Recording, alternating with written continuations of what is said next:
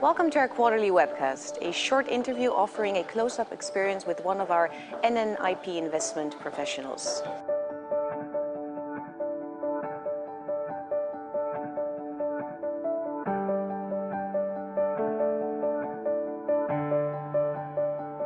Iwan, welcome. Hi, Caroline. The first quarter of 2015 had quite some moving parts. Can you tell us something about that?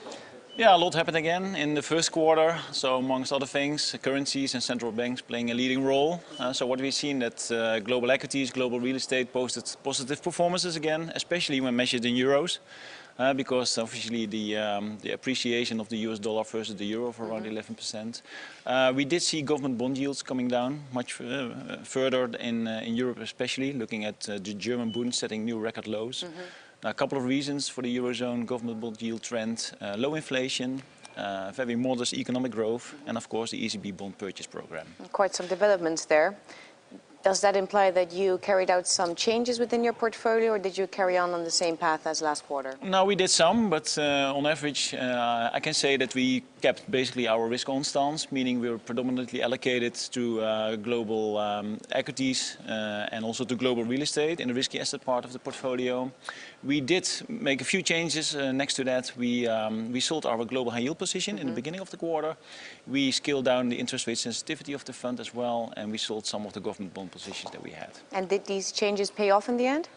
We had a very good quarter, so the performance was well above target. All returns every month were basically positive, so adding to the total return for the full quarter. And another interesting thing to mention, and a good thing to mention, is the fact that we breached the 600 million AUM mark based on inflows and good performance. So let's then look ahead and ask you about the positioning. Yeah, we are still positive, so we still have a risk-on stance.